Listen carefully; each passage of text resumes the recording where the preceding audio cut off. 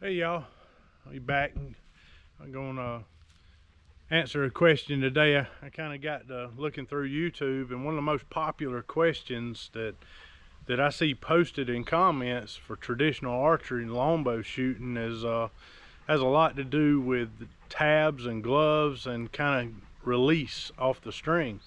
And I want to go through that today and answer that question, and kind of maybe give you my idea on that and kind of lead you in a direction to go, whether you choose a tab or a glove, and how that can affect your arrow flight, especially in a hunting situation.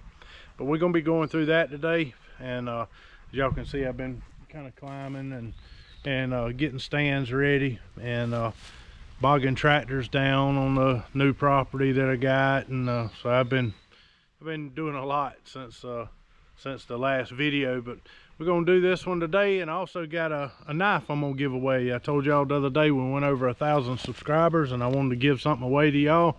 And the way I'm gonna do it is on this video, if y'all get in the comments, make a comment on this video. I'm gonna put all the names at the end of when all the comments come in, and I talk to everybody and they kind of slow down.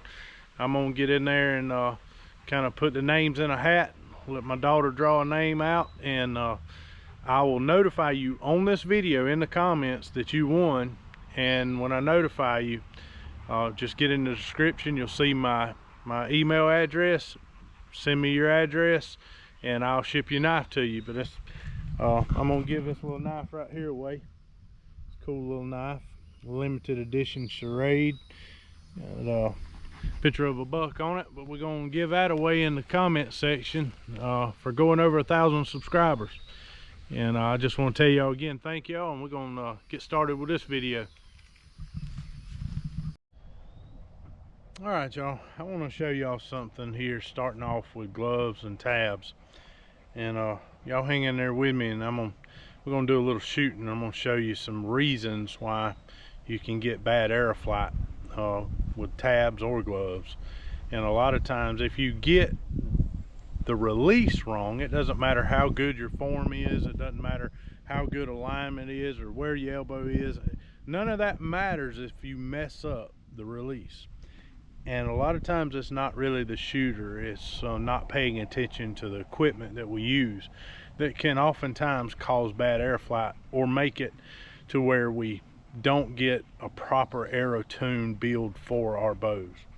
But I want to show you all this right here. I am a glove shooter. I like to shoot a glove because I'm a hunter, and I truly believe that if I was going to shoot targets, I would shoot a tab. I think the cleanest, crispest release you can get is with a tab.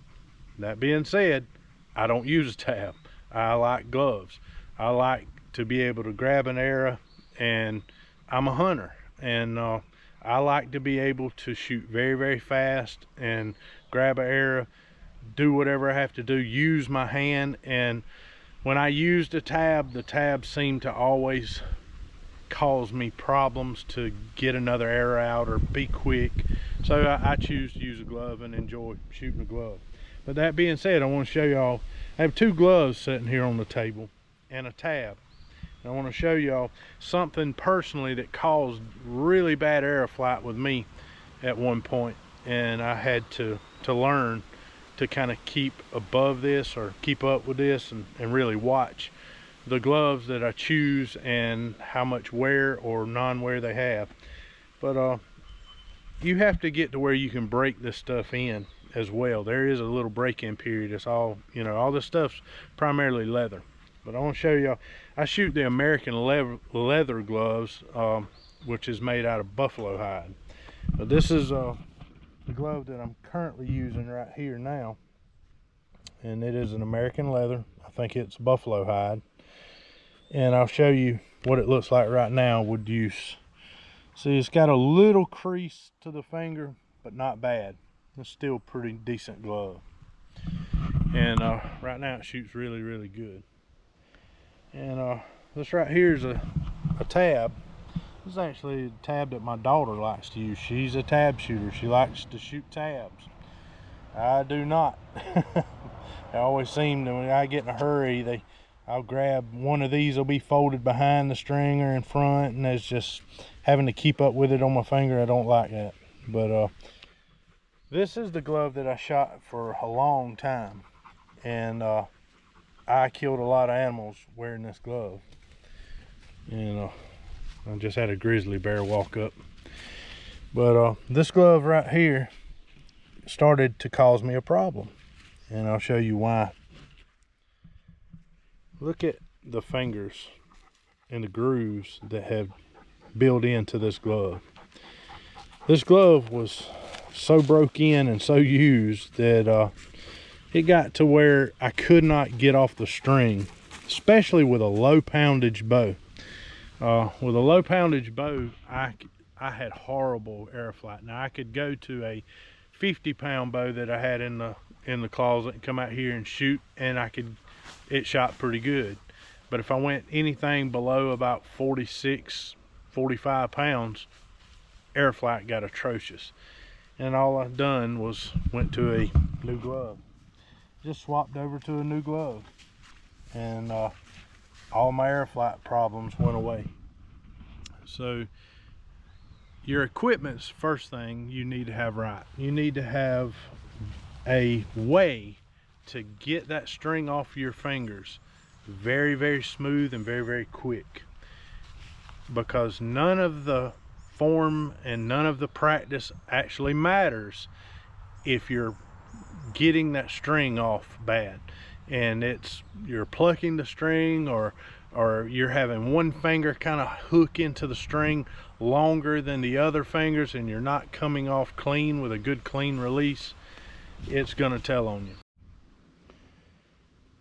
All right, y'all, I want to kind of show you how I'm shooting split finger, and I want to kind of show you where on my fingers I'm actually gripping the string.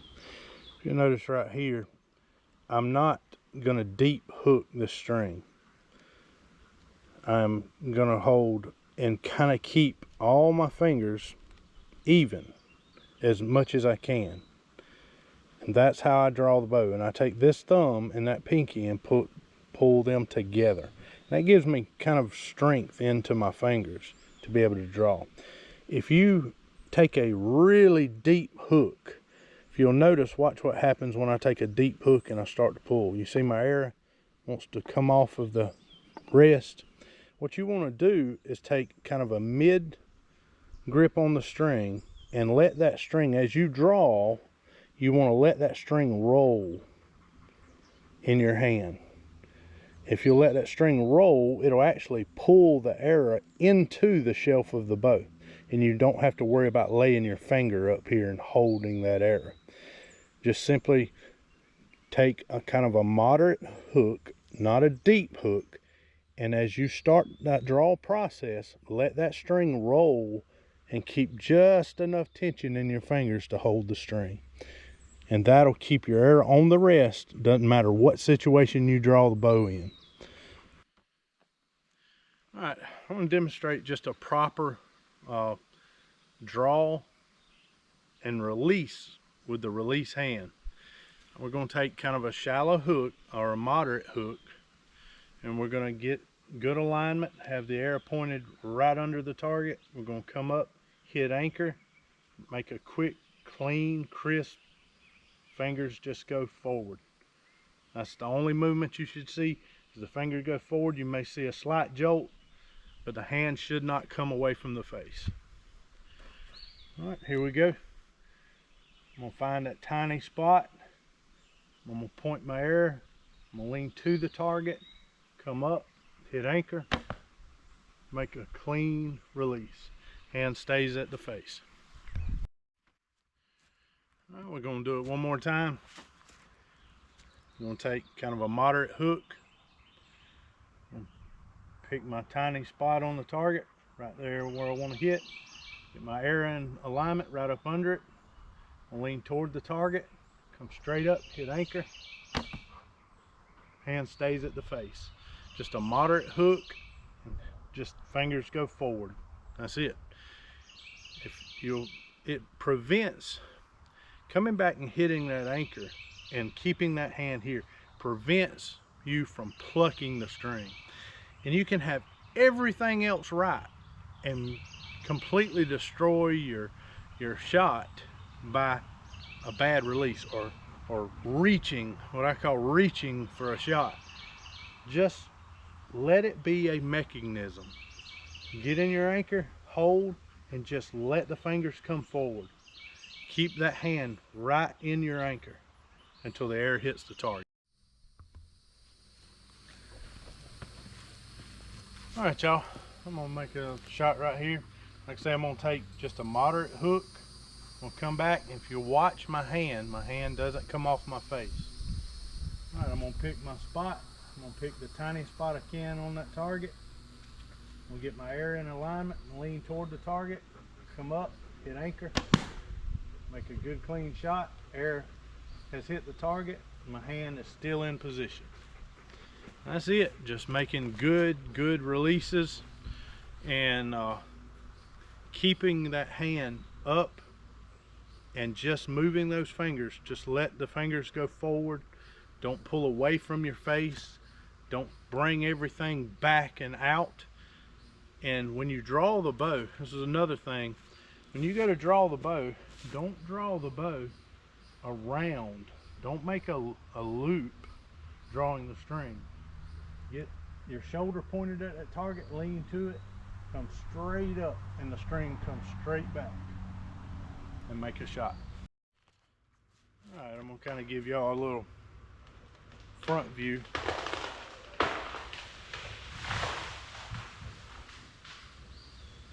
And we just lost a big water oak. But anyway, that's just part of living out here in the woods. All right, I'm gonna lean toward my target, pick the spot, get my air in alignment with the spot right up under it. I'm gonna come up, hit anchor, hand stays right in position. Fingers just simply move forward. Don't let your hand come off your face at all until the air has hit the target. And that'll build really good form. Matter of fact, when you learn this and you start doing it well, if you shoot a bunch of arrows, that's one reason I don't get out here and shoot 3-4 wood arrows, because my wood arrows hit together, they're pretty much gonna break. So I shoot one arrow at a time. But if I was shooting carbons and come out here and just shot for groups, when you shoot and you keep that tight anchor and you just let those fingers move forward at the shot, you shoot really phenomenally tight groups. It's kind of like the rear side on a sniper rifle. The shooter's using his cheek to lay down on the stock to keep his head in the same exact position every time, and it builds consistency and puts him behind those crosshairs in the exact same place. And that arrow, when he makes a shot, or that bullet, is going to go in the exact same place, because his head position and his trigger position and his eye behind the crosshairs in the same place over and over again. That's what makes you very consistent. All right, here we go. We're gonna make another shot. Hopefully y'all can kind of see my anchor. Point my shoulder to the target, get my air in alignment, come up, hit anchor. Fingers just simply move forward.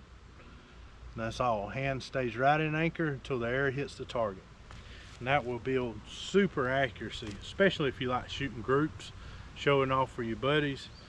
You can shoot some really amazing groups if you learn to have a really consistent release. And what I mean by consistent is this hand does nothing. It simply comes to anchor and the fingers move forward. Every time, just fingers move forward, and that air will go in the same place every single time. But just wanted to show you all that and kind of give you a little bit of a demonstration today.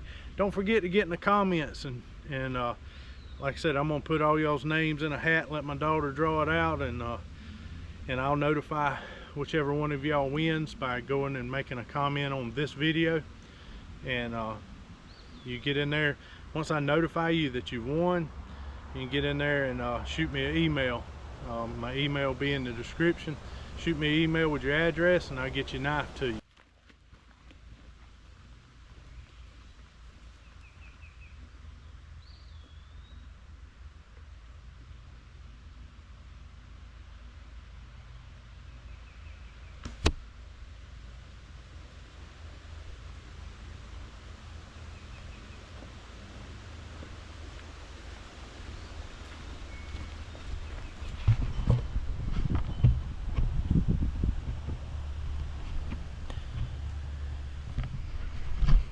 Thank y'all for watching. God bless y'all.